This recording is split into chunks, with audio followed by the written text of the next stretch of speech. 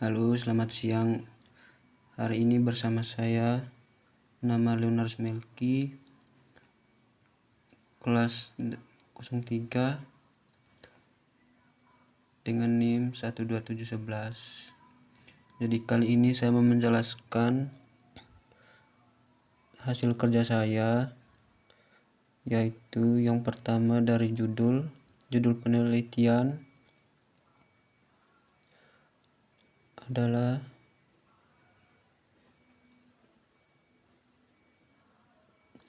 pengaruh motivasi dan etika kerja terhadap kinerja karyawan dengan kepuasan kerja sebagai variabel intervening. Hipotesis H01, motivasi tidak berpengaruh terhadap kepuasan kerja. H1, motivasi berpengaruh terhadap kepuasan kerja. Etika kerja tidak berpengaruh terhadap kepuasan kerja. Yang ke H2, etika kerja berpengaruh terhadap kepuasan kerja. Oke, jadi kita langsung saja ke model penelitian. Model penelitiannya seperti ini.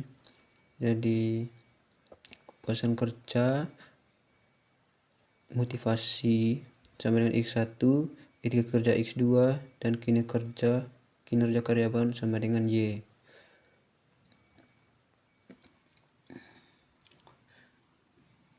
Kedua, pengujian kuesioner. Pengujian kuesioner 1, uji validasi. Jadi untuk uji validasinya seperti ini. Jadi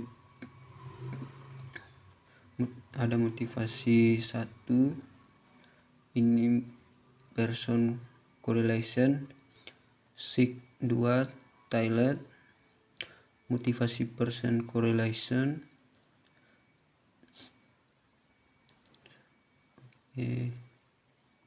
Yang berikut correlation is significant at the 0,01 level. Seluruh butir indikator untuk variabel motivasi X1 memiliki nilai R hitung lebih besar dari 0,227 dan nilai signifikasi dalam kurung sig lebih kecil dari 0,05. Dengan demikian, semua indikator variabel motivasi dinyatakan valid. Yang berikut correlation etika kerja 1, yaitu 1, etika kerja 2, 450, dan berikutnya.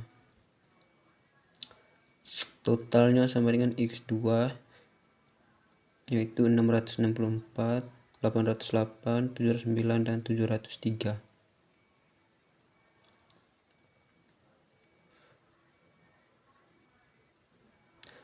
Yang berikut korelasi yang berikut tentang kepuasan kerja. Kepuasan kerja ini dengan total sama dengan M. Seluruh butir indikator untuk variabel kepuasan kerja M memiliki nilai R hitung lebih besar dari 0,227 dalam kurung R tabel, dan nilai signifikasi dalam kurung sig lebih kecil dari 0,05. Korelasi yang berikut kinerja karyawan dengan total sama dengan Y. Ini adalah total dari seluruh penjumlahan dari awal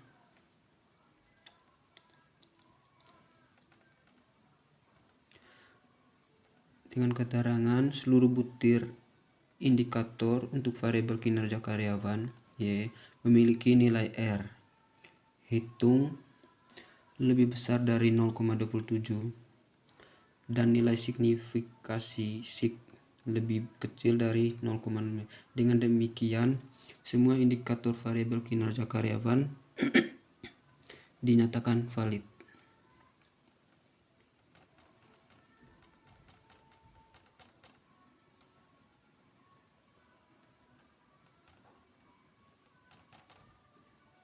Yang kedua adalah uji reliabilitas.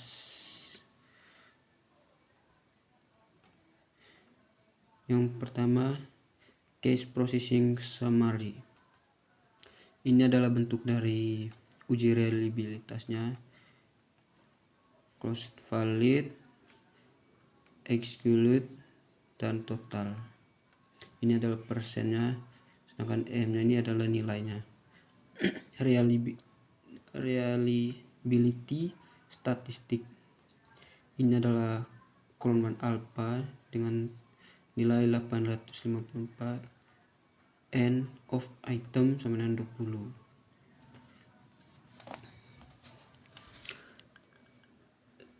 List if deletion on all variable in the producer. Pada tanda case processing summary terlihat bahwa responden yang teliti pada uji coba kuesioner berjumlah 75 orang dan semua data tidak ada yang exclude atau dikeluarkan dari analisis.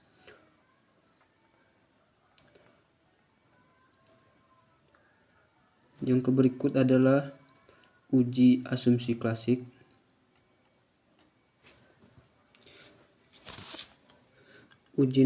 Yang pertama adalah uji normalitas data, mempergunakan uji K yang dengan kepanjangan Kolmogorov-Smirnov test. One sample, bentuknya kayak gini, dengan total X1, total X2, total M, dan total Y. Yang berikut adalah uji multi kolineritas, mempergunakan uji tolerance dan FIF convention. Hasilnya seperti ini.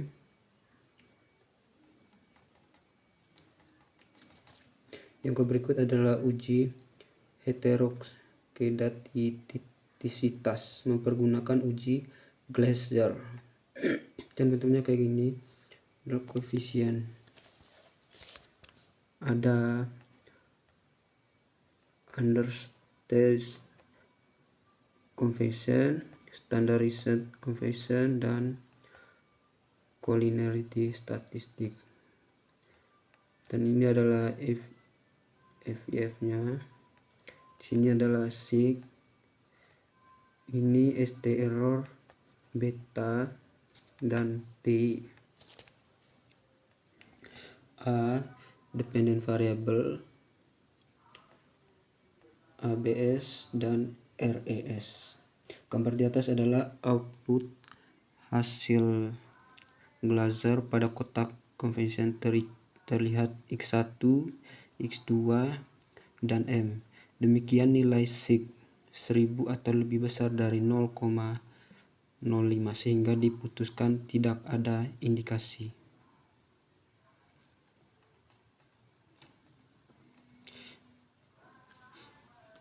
Yang berikut adalah uji PAT. Uji PAT model 1, yaitu model summary, dan bentuknya kayak gini. Ada R-square, adjusted R-square, state error of the estimate, angkanya segini. Dan ini adalah convention.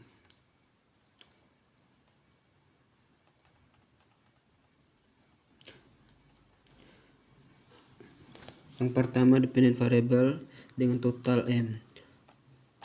Pada bagian tabel convention dapat diketahui bahwa nilai signifikasi dari kedua variabel yaitu X1 sama dengan 0,02 dan X2 sama dengan 0,00, lebih kecil dari 0,05. Hasil ini memberikan kesimpulan bahwa regresi model 1, yakni variabel X1 dan X2 berpengaruh signifikan terhadap M. Besarnya nilai R2 atau R² yang terdapat pada tabel model summary adalah sebesar 0,449. Hal ini menunjukkan bahwa kontribusi atau sumbangan pengaruh X1 dan X2 terhadap M adalah sebesar 44,9%. Sementara sisanya 55,1% merupakan kontribusi dari variabel-variabel lain yang tidak dimasukkan dalam penelitian. Model 2, model summary, dan modelnya seperti ini, ada R² seperti pada model 1 juga.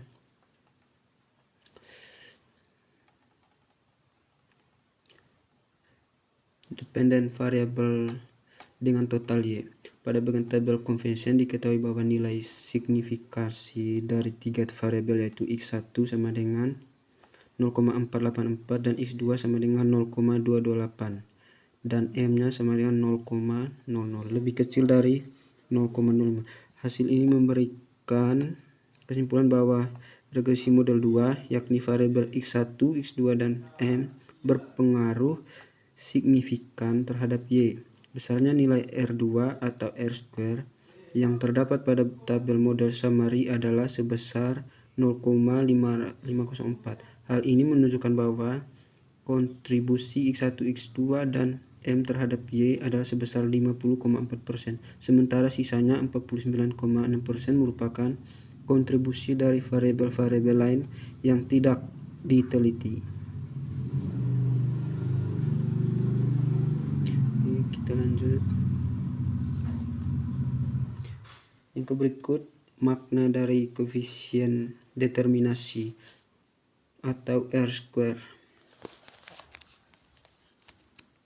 Artinya adalah besarnya nilai R2 atau R² yang terdapat pada tabel model summary adalah sebesar 0,449. Hal ini menunjukkan bahwa kontribusi atau sumbangan pengaruh X1 dan X2 terhadap M adalah sebesar 44,9%, sementara sisanya 55,1% merupakan kontribusi dari variabel lain yang tidak dimasukkan dalam penelitian. Poin 2, sebesarnya nilai R2 atau R² yang terdapat pada tabel model summary adalah sebesar 0,504. Hal ini menunjukkan bahwa kontribusi X1, X2 dan M terhadap Y sebesar 50,4%, sementara sisanya merupakan kontribusi dari variabel lain yang tidak diteliti. Pengujian signifikasi dari hipotesis. Satu hipotesis langsung, analisis pengaruh X1 terhadap M, analisis pengaruh X2 terhadap M, dan bentuk analisisnya seperti ini. Dan yang berikut adalah hipotesis tak langsung dengan uji Sobel, dan bentuknya kayak gini. Oke guys, terima kasih pada kesempatan ini. Demikian presentasi dari hasil kerja saya.